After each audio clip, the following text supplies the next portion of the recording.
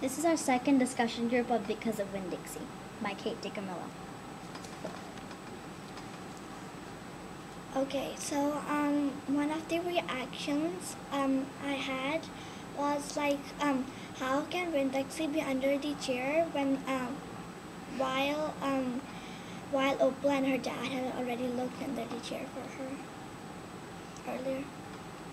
I had a connection, and that was like, I'm also looking for more challenging books. Like on page 51, Amanda Wilkson went into the library and was like, I need a higher level challenging book. I actually have a connection to Opal because if I wanted a dog, my mom wouldn't exactly let me get one because we live in an apartment, but it's actually pretty much the opposite because my dad would let me and my mom wouldn't. I also had a connection that if I was Opal, I would also feel like crying, and I want to do anything to get Winn-Dixie back, because if I had a pet, I would also like my pet as much as Opal did. I had a reaction, and that was like, I think it's funny that the preacher told everyone to pray for the mouse, because on page 39 they were in church, and Winn-Dixie was chasing a mouse, and the preacher picked it up and threw it out of the church. So he said, let's all pray for the mouse. I wanted to add on to Ananya because Winn-Dixie actually didn't get the mouse hurt because Winn-Dixie just actually caught him and they prayed. I have a question. Why would the preacher throw the mouse away? Because I don't think he would want mice in the church. And they had the mice in the church because the church used to be an old supermarket called Picket Quick, and and they used to have potlucks and all, so all the mice were still there from all the potlucks and all the leftover. I also have another question. Yeah. Why does Opal call her father the preacher?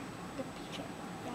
Oh, because he's a preacher in church, and a preacher is someone who says speeches and does sermons and stuff.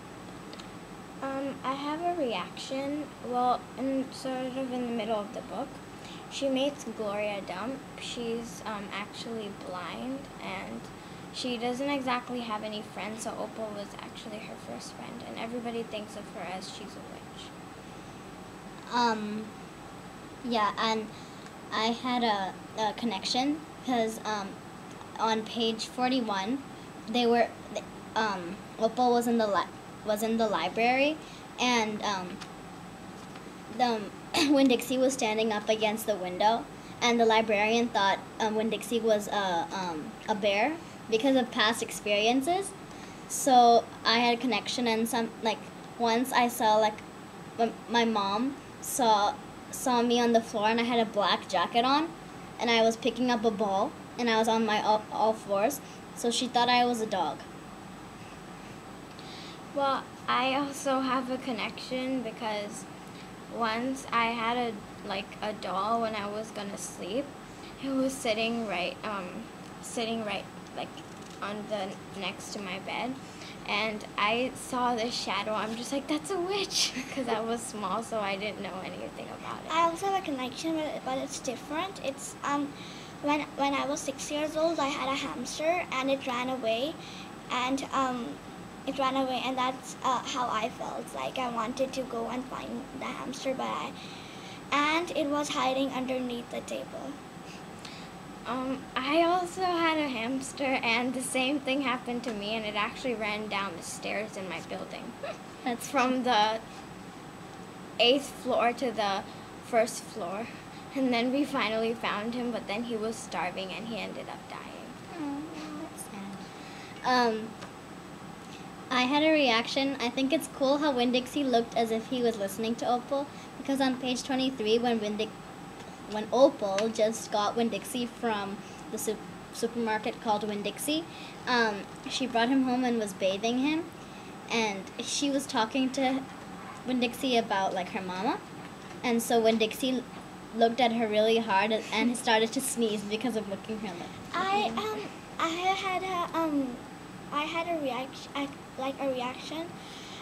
think it was really nice of Opal's father to tell Opal about her mother in the middle of the book, while Opal's father didn't really want to talk about Opal's mother. So I thought it was really nice of Opal's father to tell about her mother. Oh, I wanted to add on to Ananya's idea about finding Winn-Dixie in the supermarket. Well, I thought it was sort of weird because once she said, "Come here, Winn-Dixie," he actually came, and for some reason she just made up that name like in 1 minute, and then she just called him that, and he actually came to her. I have a question. Was Winn-Dixie somebody's dog or was it a stray dog? It was a stray. Okay. I had a connection because I think it was at the end. We talked about this before. Winn-Dixie was under the chair, but they couldn't find him, so they went out, and Opal was starting to cry and was getting really hyper because she couldn't find Winn-Dixie, and I had a connection. So when I lose something, I also get hyper. Well, I wanted to say a reaction. Well, I think after Opal finds Gloria Dump as a friend, she really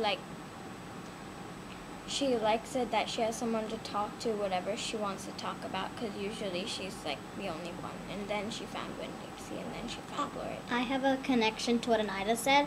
I think when she first met Gloria Dump, she was like, she didn't have any friends, and she wasn't friends with the Dewberry Boys, Stevie and Dunlop. But after she met Gloria started telling her things about how she should play with those boys, and then she started having more and more friends because of Gloria Dump. I wanted to add on to Ananya.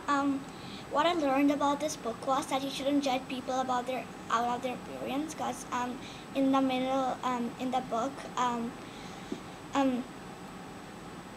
Opal thought the Dewberry Boys were mean because they called her stuff, and they looked like they didn't have any hair, right?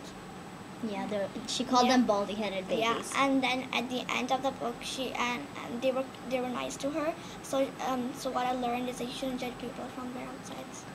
I had a connection to Alina because we were also studying stereotypes, and there was a stereotype where the Dunlop boys thought when Opal called the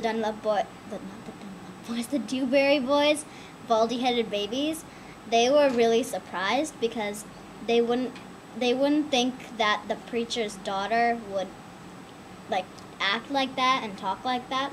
So that they kind of categorized her into a neat, prim, not very talkative person.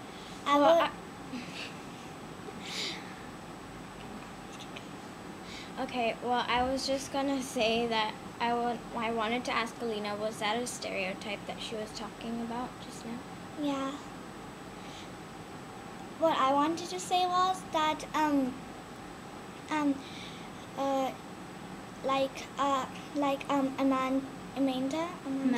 Amanda, she didn't look good, because she looked good, but Opal called her painted face, and but she was like that because her brother had drowned, her brother Amanda's brother Carson, so that's why she was sad looking, and then Opal finally learned that that's why she looked sad, and she shouldn't have called her painted face.